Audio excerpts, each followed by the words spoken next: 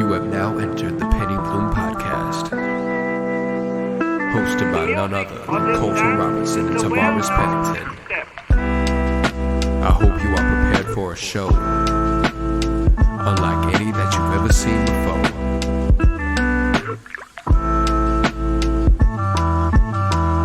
Or heard, I guess it's a podcast.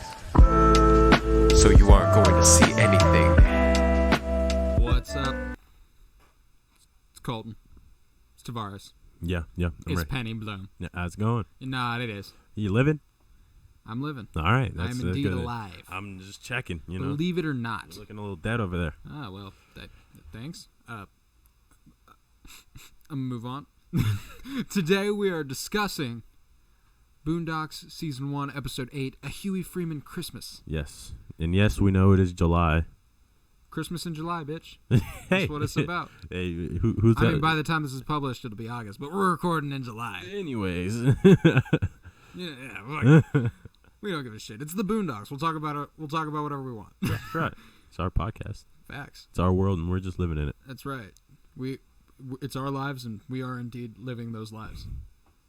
This is the great gems of philosophy you find on this show. That's exactly right. And you know what else we're going to discuss? Do you know what else? We're going to discuss Black's new tape, the 6-piece. You mean Six Flags? Six Lag. My name is Black, but sometimes people call me Six Lag. I don't mind because they stubborn and my bank account is looking mighty fine. Yeah, he killed that. He just explained his whole career that one just bar. one line. Just one line. He did it in one line. And then Wale's new tape. Yep.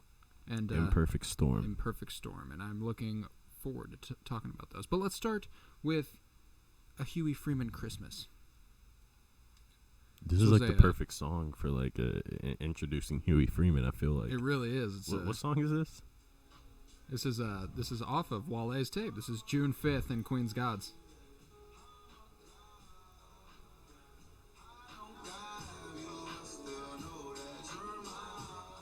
Oh, yeah, that shit's hard. It's hard, and we'll talk about it. We'll talk about it. Not a good sign that you didn't recognize it off the bat. No. I'm playing. But this was a good episode of the Boondocks. It touches on, the general whitewashing of history quite a bit. Boondocks things. Yeah, the typical Boondocks things. And we open on a dream of Jasmine's about her preaching to a church of Santa. Ho, ho, ho. Let me get a ho, ho, ho. Ho, ho, ho. It's like, and that's perfect. That's exactly what a kid would be dreaming about. Oh, yeah. An extremely creative kid. Extremely creative kid. Extremely creative. And passionate one. Oh, yeah. Who, And then later when she's given the sermon, or given the history lesson about how Santa returns. Santa returns once a year to give us eternal presents. Eternal presents. She's a creative little one, and I like her and Huey's relationship throughout the show. Mm-hmm. They've got a fun little back and forth. They do, because Huey's not a normal 10-year-old. He's not at all. Not in the least. She is a normal 10-year-old. Yeah. Huey has fantasies about the adventures of Black Jesus. Exactly, and more on that in a little bit. I wish I was that woke at 10. Actually, bro, no, if I had been like, I would be extremely depressed by this point. Oh no, shit. You're probably right. Yeah, definitely. Actually, we then go to a mall in which kids are visiting Santa. Because it's Christmas time, and Riley has beef with Santa. And he jumps him and tells him, "You gonna pay what you owe." What you owe. And he fires BB guns at Santa. And this is kind of the extent of Riley's involvement in this episode. He just kind of terrorizes Santa. He's terrorizing Santa, and frankly, it's interesting the way that Huey and Riley's storylines parallel each other, but in the way that they would handle the situation. Yeah, right. Like, it's like on one end, Riley's just like, nah, fuck all that shit. We finna run up on him right Santa. now. Like, I got the choppers, the yappas. We nice got watch. It. Yeah. Got the red, got the scope and the beam. It's over with. He put a red dot on Santa's forehead. And then motherfucking Huey's over here like, just take my name off of it. It's not my vision. It's not my vision. I love Regina King, man. I do. She's perfect. I can't believe she it blew my mind when I It's realized not she my did both of vision. them. Oh Anyways. yeah, and Riley has a pseudonym, the Santa Stalker. Oh yeah, the Santa Stalker. I guess he terrorizes Santa every year because he's apparently well known. Like they were worried about him the entire time. No, definitely. I thought it was interesting too how they like kind of portray at the beginning, like when they're introducing kind of this whole like concept of Christmas. Huey is trying to explain sort of like they're they have his teacher asking him like, oh, like what, like I want you to direct it, and then his grandfather's being like, oh, like what, like what's the history of Christmas, and like every time he starts explaining these things, they just kind of like I'm not even listening. Eyes glazed over, just like. And Granddad's like, Okay. it was boring. Yeah, they're pretty explicit about it when it gets to Granddad, but like I think that's the point of having that was the point of having that white teacher there, is to be like, yeah, like even in moments where like you feel like a white person might be doing a good thing, being like, oh, hey, let's have like this black perspective on. It's just not going to turn out that way, because they don't understand what they're being told. He's like, you will lose your job for being an irresponsible white man. I got that right here. After Santa curses out all the people for not helping him from being jumped by Riley. Yeah. We then switch to Huey's classroom, where his culturally sensitive teacher Harold Kennedy Uberwitz is teaching a lesson on Kwanzaa. Uberwitz, I just figured it out. Uberwitz. It just clicked. He's super smart. Yeah. I just clicked that. That just clicked for me too. Uberwitz. But he's teaching a lesson on Kwanzaa, and he's just failing poorly. But he's trying. He's trying. Uberwitz. And when he approaches Huey about putting on the Christmas play, writing it, giving him full creative control, and he tells him, "I don't give a fuck about Christmas," which is very Huey of him. That's exactly what you expect of him. And then he says, "I want to give you free creative control." He's like, "You will get fired." You will get fired. I will tear asunder your illusions. Tear asunder. Just think of a 10-year-old saying, "I will tear asunder your illusions about society." I would just stop if I met like a Huey Newton type or a Huey Freeman type kid, I would just Huey Newton type kid, Huey, frankly, because honestly. I mean, what do you think Huey Newton was like as a kid? He actually talks about that in Revolutionary Suicide quite a bit. He was not nearly what he ended up being, is what he talks about. He's Really? like, I was not nearly as informed. I wasn't near. Yeah, I feel like this. It was around college and when he actually started. Usually. Well, actually, the end of high school is when he really started learning how to read and really learning how to push himself towards those sorts of interests. Yeah, no, but if I saw a kid like that, I'd just stop everything and be like, I will pay for you to go to college, like right now. Now. Like I will enroll you in everything. Like I will make it happen. I will enroll you under my name. Under my name, yes. You just go. Attend the classes, just be you. And then you come back and teach me the shit. Yeah, right. I want to hear you talk about it. In Regina King's voice. And then we cut to Granddad watching TV, and it's a Christmas special, and he's tearing up, and he's like, "See, that's what Christmas all about." And Huey informs his granddad about the history of Christmas and how Jesus would hate him for celebrating it. He said, Jesus would probably hate you for celebrating Christmas. It's a pagan holiday. He gave a pretty interesting explanation about how it was banned in 1800. Yeah. And then and then Granddad zones out, so we don't get to hear the rest. But I was like, what was he about to say about There's what a part Congress did? about there's a part about how people in Christmas used to like throw these wild parties and shit, and then like the guys would have. It said that the guys would have sex with each other and beat their wives. Yeah. And then I can't remember the Congress part. And then it went. Well, because that's what. Oh, okay. The Congress part was what was interrupted by the that Granddad was imagining from Huey's mouth. And then Granddad takes away from it gay sex in Congress. Yeah, he's like blah blah blah blah blah gay sex blah blah blah blah blah Congress blah. Yeah. And that's when Huey realizes he has to put on a production. He's like, I can't just say what I'd normally say. I've gotta really do this shit. You gotta make these people feel it. And as that's happening, Riley is writing a letter to Santa. Dear Santa. Dear Santa, you a bitch nigga. Wait. I don't want to say that. You a bitch ass nigga.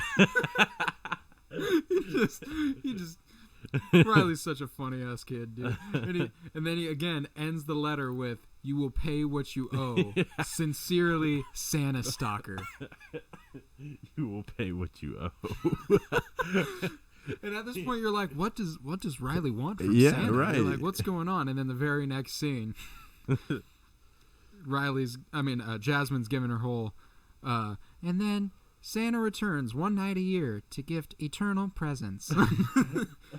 And Riley's like, "Man, fuck Santa. He ain't come to see me when I was in the hood. All I asked was rims. I ain't even with the whole car. Not even a car, just rims. He said not even a car. He will pay what he owes." What you gonna do with rims and no car? I love Riley, man. I love them. I love Riley and Huey in completely different ways. Completely They're so different, funny. Yeah. They're such a great combo. And then Mr. Uberwitz next walks into his classroom to find a whole movie production office in which Jasmine's the secretary, and he has to set up and schedule a meeting with Huey. And he has to wait and sit in line and everything. In a matter of a day, he's blown up this. He got a contract. Mm-hmm. And at that point, he was like, "I get full creative control. Yep. I have carte blanche." Or Kate Blanchett, as they say in 22 Jump Street. When Mr. Uberwitz finally gets to see Huey, he greets him alongside Quincy Jones, who is now co-producing the school's production. You don't want to fuck with Quincy Jones. No, never. Not at all. It's so interesting to me that Rashida Jones is his daughter. Yeah, it always has been. It always just, yeah. She played a woman named Karen in The Office. She did. She was always a cool Karen, though. They wrote her character annoying, but Karen I never Pilipelli. Disliked Karen. I was just kind of like, she's a little I actually really enjoyed her. Yeah. Most of the time. Just as I enjoy most people most of the time. Everyone's got their shit, you know. Most characters, anyway. Fair. But then when Huey walks into the gym and sees all the kids dancing and scratching the one kid playing DJ up in front of everybody, he kicks over the turntable, takes the mic and goes, "What the fuck y'all doing?" Shut goddamn box. And he was like, "We're just having some fun." He's like, "The Christmas play is in 2 days. Y'all got time to have fun." Then he fires all of them. Then he fires all He's like, "Get out. Get the fuck out. Don't look at Quincy Jones. Quincy Jones ain't gonna help you." God, I fucking love this show, man. But next, we cut to the mall again, where Uncle Ruckus has become Santa security. Uncle Ruckus, no relation, has become Santa security to protect from Riley. As a girl is sitting on Santa's lap, she goes, "Santa, there's a red dot on your forehead." And we cut to Riley, who's pointing a BB pistol at his forehead. And when he fires it, Uncle Ruckus screams, "No!" and dives in front of it. He goes, "That had to have torn a spleen or something." Had to. Uncle Ruckus is just the fucking worst. After Riley shoots Uncle Ruckus accidentally, Santa uses the kid that was sitting on his lap as a human shield. And then after that fails, he runs away. Riley's just peppering everybody with BB bullets in pursuit of Santa, screaming, "You will pay what you owe. You will pay what you owe." Yeah, that's Riley for you. Yeah, Riley's a determined little rascal. Oh, yeah. We then cut to a production meeting with Huey, Quincy Jones, and Mr. Uberwitz, where production meeting. Huey is asked about, should they hire this teacher or Denzel? And he goes, "I think Denzel." And Quincy Jones is like, "Yeah, I think so too." And then should we get Mrs. I'm gonna go Wilson or Angela Bassett. Miss Wilson, how did she? She had an impressive script reading. She really did. But I say Angela Bassett. I say Angela Bassett. How are we gonna afford Denzel Washington and Angela Bassett? And this is where Huey becomes he is the essence of what Huey represents, which is this is more important than money. Damn the budget. That's what he says. He says, what we're doing will change Christmas and elementary school theater forever. Yeah, which is definitely like a hallmark of how Huey operates. He's a trendsetter, you know. Yeah, for sure. And he uses his contract here to get out of all confrontation. He's like, basically. Hey, I've got free creative control. You have to pay for all of this, guy. So yeah, space in the budget for a casting director. Dude, this man's amazing. And then we get a montage of him working tirelessly day and night next to his Malcolm X poster, where he literally works all the way through the night. When he gets to school the next morning, Jasmine just peppers him with meetings he's missed and the fact that the PTA is boycotting his production because Huey fired all the kids. To which Huey responds, "Don't care. Don't care." He's who I want to be. I know, honestly. he's my spirit. Yeah. You know? He then meets with the principal, where they tell him that the play is perfect. Just one or two corrections. There's a continuity error on page 32. You know, that scene should probably be at night. And oh yeah, Jesus can't be black. And the play titled "The Adventures of Black Jesus." The Adventures of Black Jesus. Jesus can't be black. Maybe we could change his race and the make him any color. How about white? Like, come on, man. Yeah. No, that's exactly how we could probably get away with Italian. Like, come on. We could probably get away. And then the principal's like, Jesus was Middle Eastern. And then Huey has to drop knowledge on him. He has to drop knowledge on him again. It's like, wait, many people of Middle Eastern descent, like Arab people, are also dark of African descent. Mm-hmm. Or people you would consider black. And to this he responds, what did he say? He tore up his contract. Yeah, he tore up his contract. he was like, and see, I've got a contract. For some reason, he did something that showed he did not care. Yeah, he was like, I've got a contract. And he's like, all right, well, let me see your contract. Fuck your contract. Right. No, but you see how that works, right? Like, as soon as someone comes in there and says, like, oh, like, there's a contract, which means it's written in stone. It's always written in stone just until someone in the right position decides stone. It's not. And then they're like, nah, we're not doing that. That's exactly how it works. And it's just over with from there. And Huey kind of had to accept his loss at that point. It's a lack of checks and balances. No checking power. None at all. I want to be a tyrannical principal someday. Yeah, that sounds like the dream. Sounds like so fun. You run your own empire. Emperor in Jadaka. Uncle Ruckus is now dressed as Santa for the kids. And he explains to them that Santa has revitalago, the opposite of what Michael Jackson has. Revitalago. Dude, this man is... Yeah, Uncle Ruckus is... Every single thing he says is racist. It's crazy how he's like actually like one of the main characters in the show. Oh, he's in every episode. Yeah. Like he's just like one of the most important like antitheses to everything happening in the show. Absolutely. And one of the people in the crowd goes, I heard he's the only guy they could find to do it. Because everyone's afraid of the Santa stalker. The Santa stalker. He just beats the shit out of all the Santas. Next we see Huey leaving his own play when he can't get his Black Jesus. Asks Uberwitz to take his name off of it because it's not his vision. It's not my vision. Huey's a real one, man. Stands by his work. He does. Uberwitz calls the principal and he's like, yeah, it's taken care of. We'll be ready to put the play on tomorrow. And he seems really disappointed. Yeah. I was proud of him for being disappointed, you know? He was like, man, fuck the principal. I was like, you should have said that. But but you got fired anyway. You know, I mean, come on. And then Get your money's worth.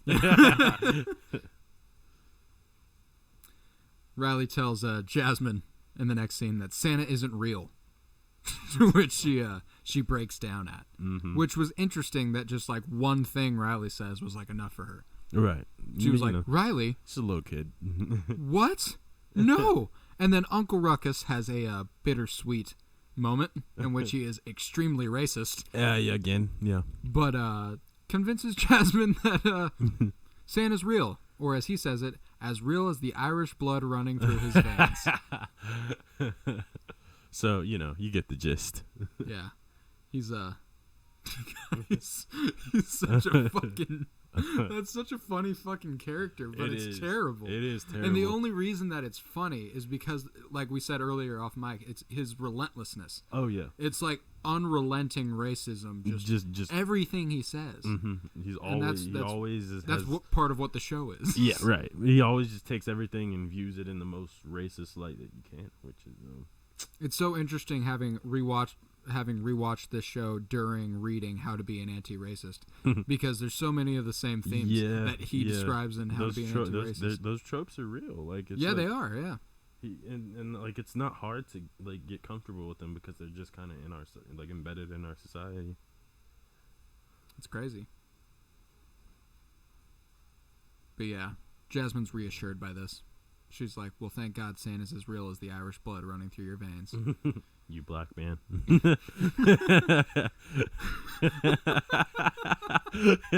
You're a black guy, man. If you have any Irish blood, it's way back there. Way back there. Those in attendance loved Huey's play, and Uberwitz went ahead and put it on with Black Jesus, which is why he got fired.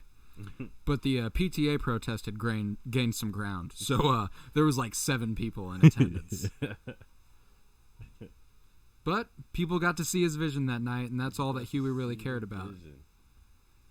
Yeah. He goes on to tell us that Uberwitz would become an African American studies professor at a college. He would basically become more culturally adept, I guess. Yeah. He's like poorly teaching 10-year-olds about Kwanzaa to being a professor of African American studies at a college. Seems like a good idea. Works. Yeah, it's just how society, how the tables turn. Oh, how the turntables. How the turntables. And at the very end, Riley confronts Uncle Ruckus and says, I heard you work for Santa. Tell him I'll be waiting for his ass next year. And he better pay what he owe. And then he shoots him in the forehead. And the BB gun is smoking and everything. God, it's just a great show. It is. We could have talked about any episode. They always just like find ways to take things that are just like really like not necessarily hot button but controversial sort of social things that everyone may not be educated about, and they find a way to satirize it so that you also understand how outlandish some of these characters are being, but like at the same time like find it funny. It's true. And like that's what Adult Swim's pretty good about, that with a lot of shows, is making the satirical outlandish comedies that really dig into it. They're like, you know what, fuck it. Definitely. And that's what Adult Swim's always been about. Oh yeah, it's just like, man, fuck this shit. Fuck this. Do what you want. Do what you want. Yeah. Talk about what you want. Talk about Robot Chicken. Fuck it. I just know that show was weird. My brother used to watch that. Yeah, I used to watch it when I was like, you ever wake up in the middle of the night? Yeah. Robot Chicken was one of those that was on for me. Yeah. Unless it was on Nickelodeon, when of course it was, let's say it together, George Lopez. Yeah. Okay. That was the common one. Yeah. Let's say it together. I don't know. I was just I was like, it was just kind of quick. I don't know. I was like, Nickelodeon. What came on Nickelodeon? Nick at Night. But yeah, that was a good episode of the Boondocks. It was, for sure. Santa, you got to get your real knowledge, and a lot of things. Everything he was saying was actually true. So yeah, Huey's a smart little kid. Believe what you want. I'll believe the Boondocks. As will I. Let's talk about Wale and Black's new music, or Six Lack. From henceforth, I will be referring to him as Six Lack. Okay. All right. That's cool. That's usually how I refer to him. Wait, do you still? No. Oh. I mean, it's kind of a 50-50 thing. Depends on the moment. I never really like catch myself saying his name that much, but Yeah, it's I try to say Black just because I was it also like, kind of depends on who I'm around, that's true. That's true. and I don't know why. It's just kind of like, and if someone else has said his name, I usually just say it the way they said it. Mm. So Yeah. it's like if someone says Six Lack, I don't want to be a dick and You'd be like, oh "That's yeah, Black." But like on the other hand, like That is his name. that is his name. Like Six Lack is just But I guess he's he okay with did it. put six at hi. His name is Six Lack, or hi. His name is Black. But sometimes people call him Six Lack. He doesn't mind because they're stubborn, and his bank account is looking mighty fine. He said that He word said for word. Proof. We can call him Six Lack. He gave us permission right there. He didn't give us permission. He just says he doesn't mind. Yeah, I was gonna say that line of reasoning I've heard so many times. It's no, not. It's but not. okay. It's no, but like fuck. I just want this conversation over. Anyway, let's talk Six Lakhs one first. God damn it, dude! I loved it. I loved this album. Yeah, or this EP. 6 Piece Hot was and just thinking aesthetically, 6 Piece Hot is that's a bold name to start with. Yeah, you're like, so this shit better be hot. It's gonna be 6 pieces. It's gonna be hot. It's gonna be like hot. Like, that was clever. You know, 6 songs. Yeah, six pieces. Hot. Like fire, fuego, hot sauce on the side. Yeah. EP. EP. You know, I love me an EP and like it's what's EP and LP? What's the difference here? I thought it was extended playlist and limited playlist, but I'm probably wrong about that. Well, LP is longer than an EP. That's what confused me. Because that's why playlist and yeah, I don't. I actually never have known what EP or play because even. It's like because people don't usually label no EP LPs. is more than like 6-7 songs maybe, but that's a short ass playlist. That's in no world an extended playlist. There are albums that are 7 songs. So what makes this? Are albums LPs? Is that how that works? I don't know. Fuck it. Yeah, I don't. I just know, like blank face LP. Like why would he? I don't know. Yeah, I don't know. See, now I gotta know. Now you gotta know. Yeah, and inform me. But while you're looking that up, I'm gonna tell the people that 6 Lakh's new album was fucking fire. He kicks it off strong with ATL Freestyle. That one he also dropped as a single before he dropped this EP. Mm-hmm. And I really dug that one, but he really hits a stride on Long Nights, the second song. That's like classic Black. That's Free Black, the first album he put out type vibes. EP stands for extended playlist, a project or body of work too short to be an album, but more than one song. And then LP stands for long play, which is in essence a full-length album. Okay, cool. That's stupid though. Yeah, it's like fuck it, you know. Yeah, I'm gonna call them albums. Terms are arbitrary. But what did you think of Black's new one? Oh yeah, no, he killed it. Like he came back with the Free Black vibes, and that's what. That's all I want. And that's not even all I want. Like pretty. Yeah, don't get me wrong, but I love that. His last album, is that Pretty Little Fears? No, what was the name of it? It was East Atlanta Love Letter. Yeah, that was a fucking good that album was a too. really good album. East Atlanta Love Letter. Just like what better. I feel like Black is known for is just kind of being like this guy who can take like his Atlanta sound and make it to be something like this, like neo soul, like street R&B sort of thing. And that's exactly what it has to be. That's the perfect genre title for what he does. Yeah. Neo soul, street R&B. Yeah, like because there's nothing else that you can fit it into. Like because he does enough singing for it not to be rap, but he does enough rapping for it. But he does just enough be R&B. Yeah, exactly.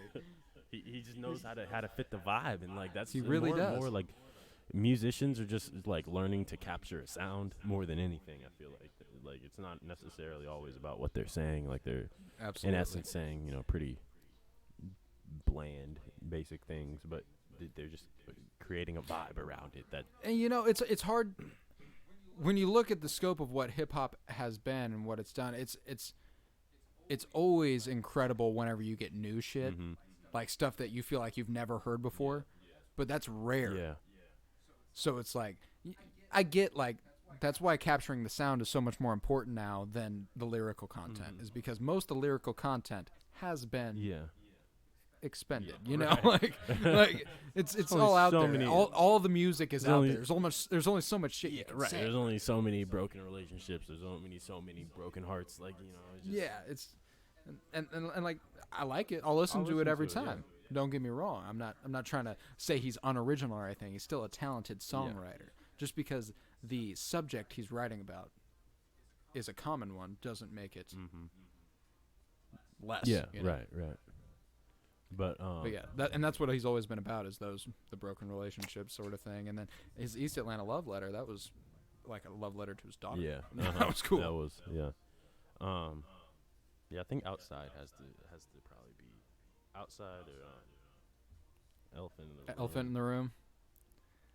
Shit's too good. Just like honestly, like hold on, let me see.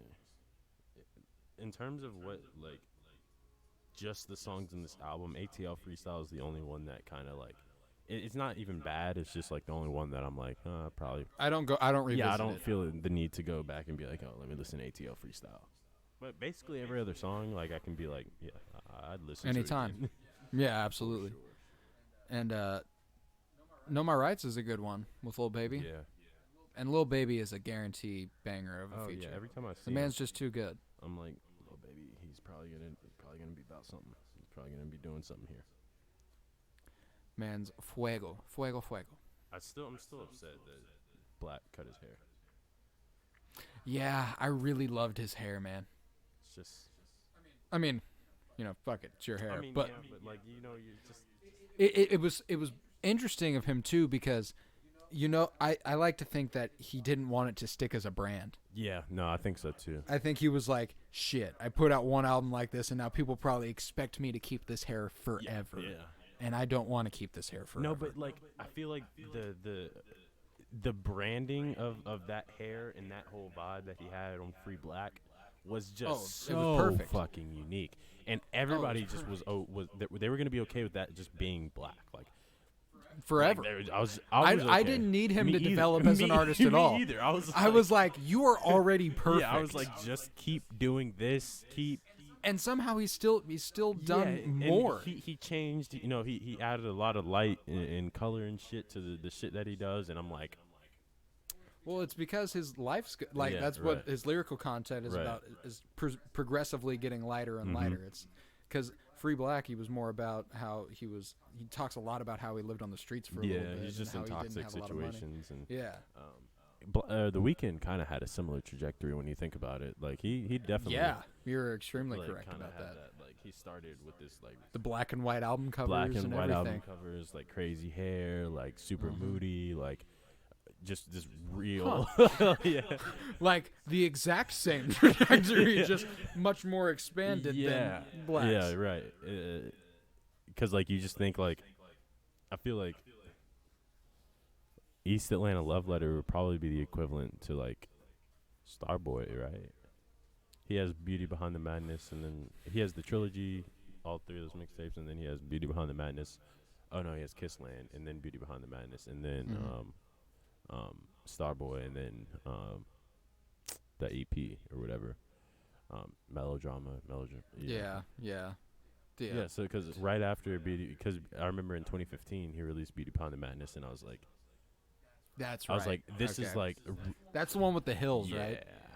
all of Fucking those love- songs. that song makes me more nostalgic than most songs. Me too. I just remember being on the bus like Yo, that 10th grade. the bus, the bus, bro. That's what it reminds me of. Yeah. And it was bus rides to and from Yeah. football games, though. Oh shit! Okay. Yeah, because that was a popular one that came up in my headphones, like because around in 2015 when that came out, we were in the playoffs and we were going across the state to St. Louis, so I just had to cycle through music, and one that always stood out was The Hills. Oh, yeah. For some reason, and now I associate it with those bus rides. Yeah, I think about that song because it used to play on the radio on the bus at like 6 in the morning when I got on there, and I'm just like, Well, it was a huge pop it was hit. huge. It would play basically every day. Like I would expect it. Like Yeah.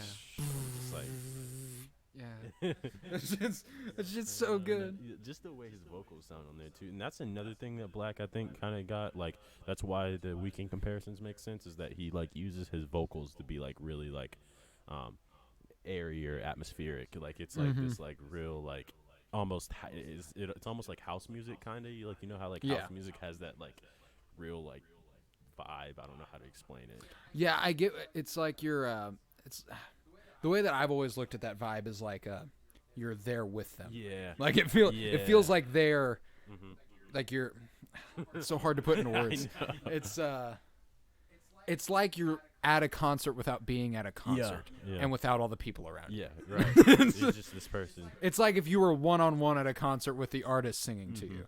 That's what Black reminds me of. No, I could definitely see that. We gotta honestly, Free Black is probably a classic album. For me, it is. And I don't expect that to be a popular opinion. I expect people to love that album. Don't get me wrong. But there are people who are stingy about labeling albums as classics. But if something personally has been huge, like a massive revisit in my life, that's a classic. Like it's a classic. If I'm just constantly going back to this album years later, and I'm like, every time I listen to it, it hits the same. And I will never stop listening to Free Black. Oh yeah, no. I have listened to it, and I specifically around fall to winter is usually when I go into a black phase. That's when I figured. That's when I learned about him in like November-ish, I think. Mm-hmm. And that album will always just remind me of that time of the year too. So I commonly visit that. Was Free Black 2017? Damn. 17. That was our junior year? Yeah. It's crazy. Yeah. Adam Ryan put me on a Free Black. Wait a second. Would Free Black... So you're telling me you discovered Black our senior year? No, junior. Wait. Well, 2017, 2018, if it was in November, you would have discovered him our senior year. That's crazy to me. No. It had... No. Because that would have been about the time I discovered Black. And I don't think it was my senior year. No, but I think we graduated in 2018. So the first semester had to have been 2017. And if you discovered him in November and the album came out in 2017, there's only one option. Yo. I don't like this.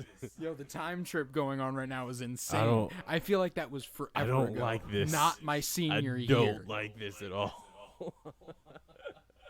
That's 2.5 years ago? That's bullshit. Don't give me that. Don't give me that.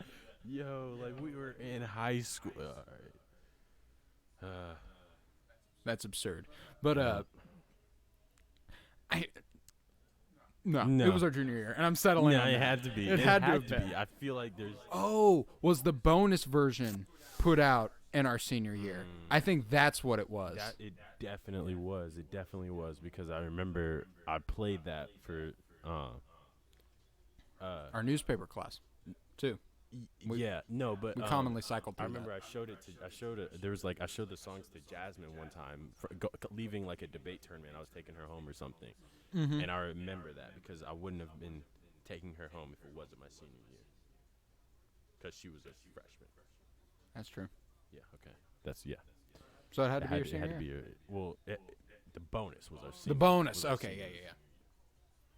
That was Yeah, scary. okay. Then I'm settling That on was a. fucking scary. Yeah, I was like, no Yeah, way. I Not was- 2.5 years ago that I discovered was like- Black.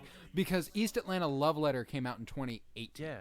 So I was like, there's no way those albums And are there 1 was year a apart. long time between Free Black and. It was 2016. It had to have been the original version of Free Black. Okay, yeah, I bet that. That's what I'm settling on. Yeah, that has to be it. Okay, glad we got that straightened out. Next, we're gonna talk about Wale. but for real, you should check out 6 Piece Hot by Black. It's a good ass EP. Wale's new one. What was it called? The Imperfect Storm.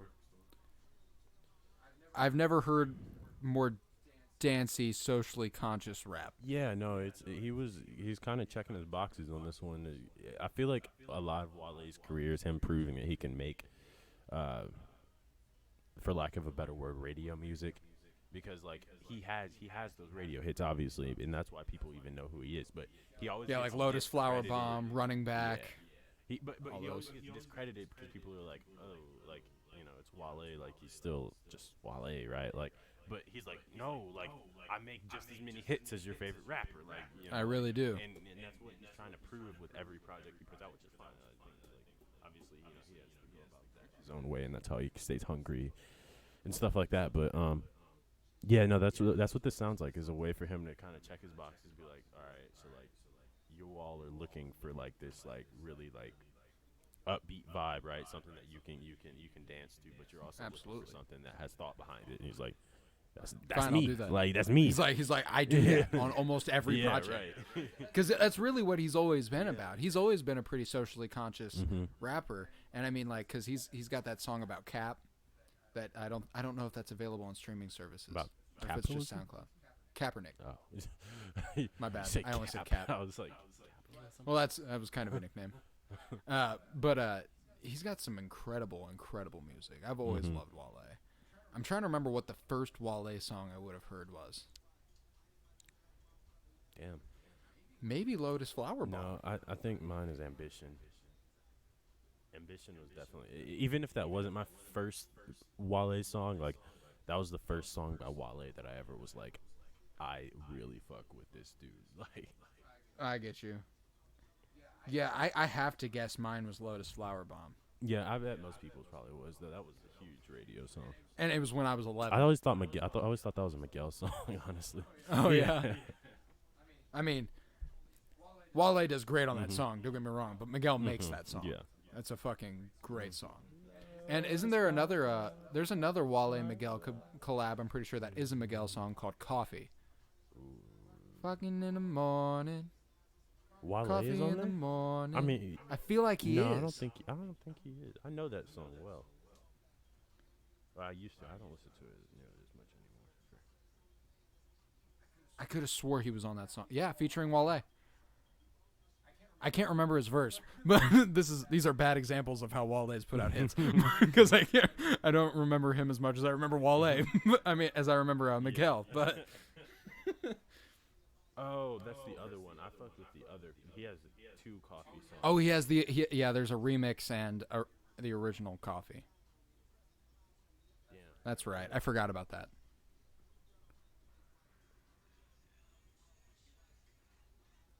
I'll play it next. Yeah, I was trying to remind myself of what it sounded like. I was like, I know I used to listen to this song all the time. But yeah, Wale's new one's good. He starts out with "Moving Different," which is that's the danciest one. Yeah. That's like you will get down to that shit. It's impossible not to dance to it as soon as it comes on. And then this is blue, yellow, green, pink, white. Blue, yellow, green, pink, white.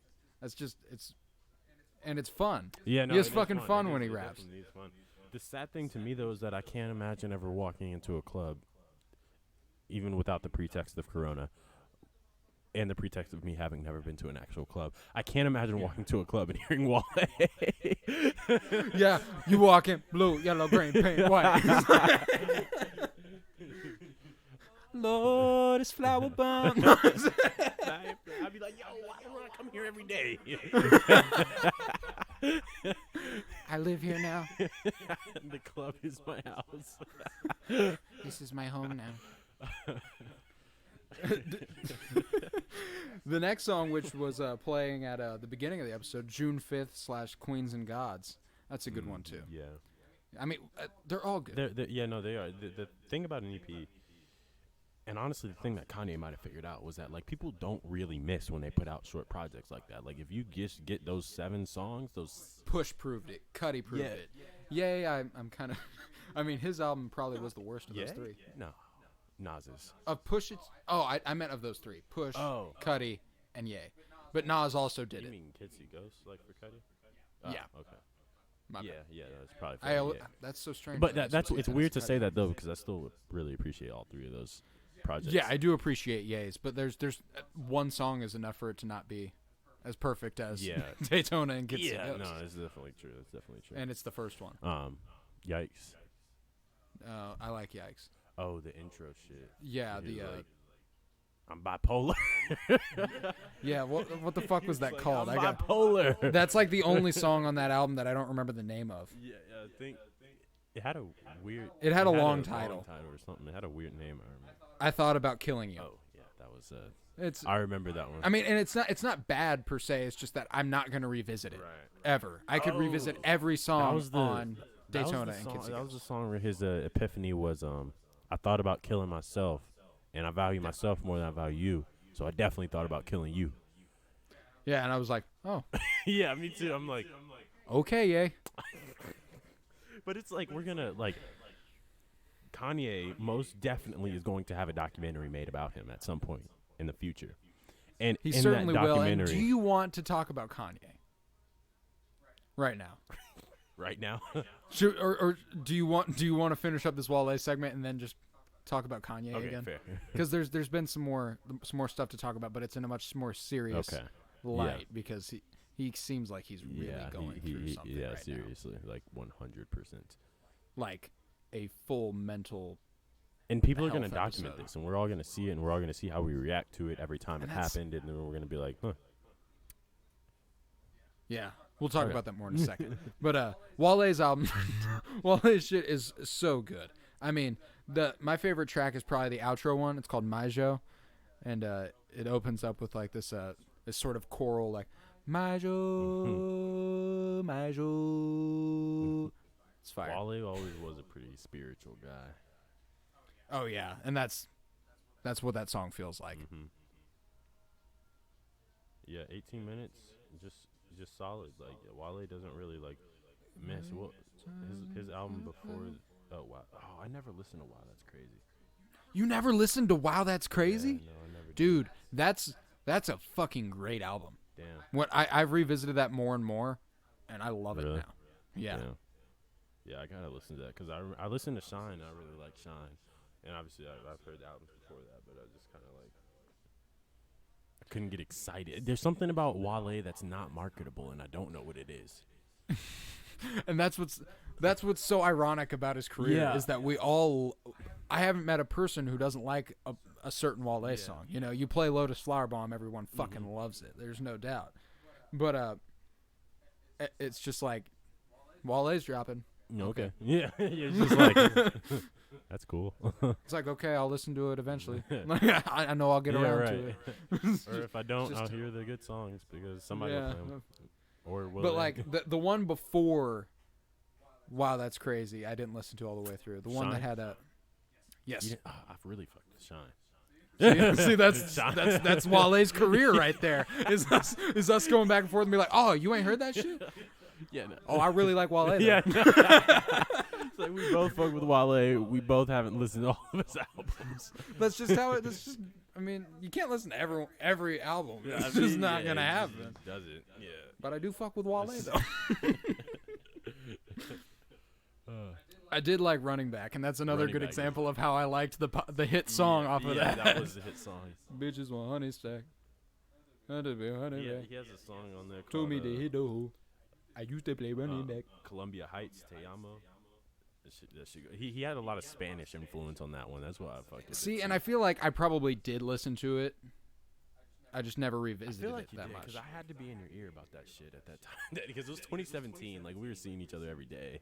That's true. Yeah, we almost certainly talked about that quite a bit.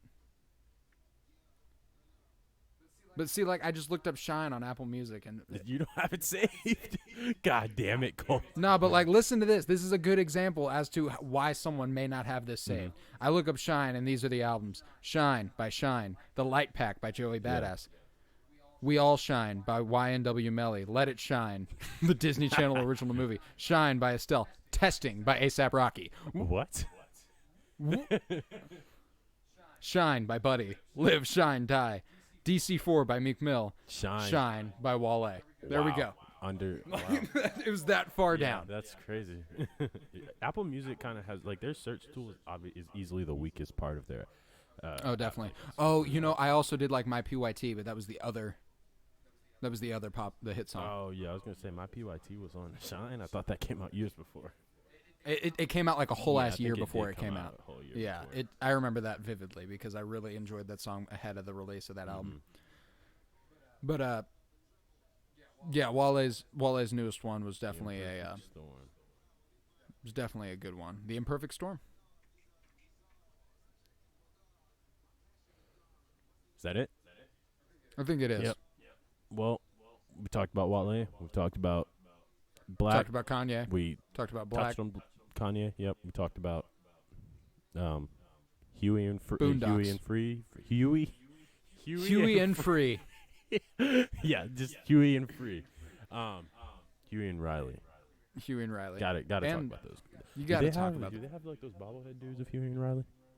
I don't feel know. like I'll have they to would check them have out. to. Like that would, if they got Westworld, they gotta have Boondocks. You'd think so, but that might have been a little bit before the time of those That's even fair. being created. No, I bet it was. Talk about Funko Pops. Yeah. Fucking love them shits. They're cute as hell. How much is it for each? It varies. Character to character, you know. $10 right? Typically, but I've gotten plenty of these for like 5 or 6. I usually don't. It's like if I'm gonna spend money on one, I'm not spending over $12. Right. I'm not that desperate to have these and have Yeah. these. So yeah, but it was a good episode. Twas. It was a solid one. Twas. Just- Twas. Slide it on in there. Slide it on You into the just wanna lineup. put You'll it on listen the to it. backlog? And you know we can't go an episode without mentioning Keanu Reeves. Yes, our father. Last episode we only mentioned him once, which was abysmal. And I know that we have also only mentioned him once today, but you know what? Fuck it. Keanu Reeves. That's twice. Keanu Reeves. Keanu Reeves. That's 4. Have a great day. And praise Keanu Reeves. That's 5.